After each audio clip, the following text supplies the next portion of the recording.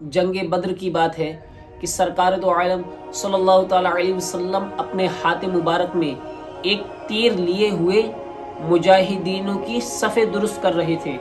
اور وہ اپنے تیر سے ہر کسی مجاہد کی صف کو درست کر رہے تھے، اور اس صف میں حضرت سعد بن ابی وقاص رضی اللہ تعالیٰ عنہ بھی اس صف میں موجود تھے۔ اب وہ کیا دیکھتے ہیں کہ جب حضرت سعد بن ابی وقاص رضی اللہ تعالیٰ عنہ کے پاس وہ تیر آتا ہے تو حضور علیہ الصلوۃ والسلام کا جب وہ تیر آپ سے لگتا ہے تو آپ حضور علیہ الصلوۃ والسلام سے کہتے ہیں کہ یا رسول اللہ صلی اللہ تعالیٰ علیہ وسلم، آپ کا تیر مجھ سے ٹکرایا ہے اور میں اب اس کا بدلہ لینا چاہتا ہوں۔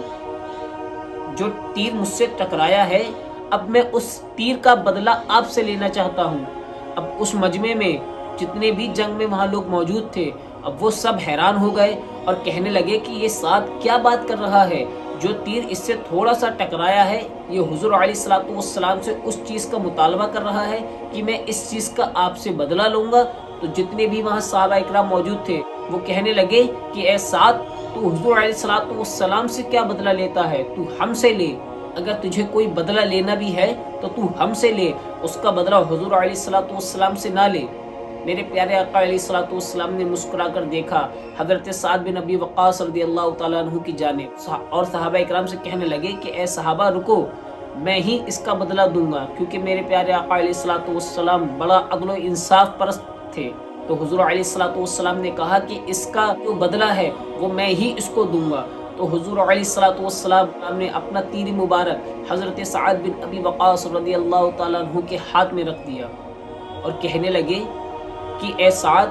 لو یہ وہ تیر ہے جس سے تمہیں ٹھوکر لگی تھی اور اب تم اس کا بدلہ لو۔ تو حضور علیہ الصلوۃ والسلام نے اپنی قمیض مبارک اٹھائی اور اپنی پشت مبارک آگے کر دی۔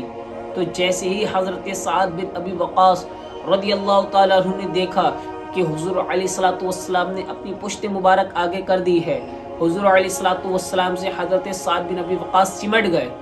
اور چمٹنے کے بعد جو حضور علیہ الصلوۃ والسلام کے دو کندھوں کے درمیان مہر نبوت تھی اس کو چوم لیا، اور چومنے کے بعد کہنے لگے کہ یا رسول اللہ صلی اللہ تعالیٰ علیہ وسلم، میرے ماں باپ آپ پر قربان، یا رسول اللہ میں آپ سے بدلہ نہیں لے سکتا، میں آپ سے بدلہ لینے کی سوچ بھی نہیں سکتا، یا رسول اللہ مجھے صرف آپ سے چمٹنا تھا اور آپ کے دو کندھوں کے درمیان جو مہر نبوت تھی اس کو چومنا تھا۔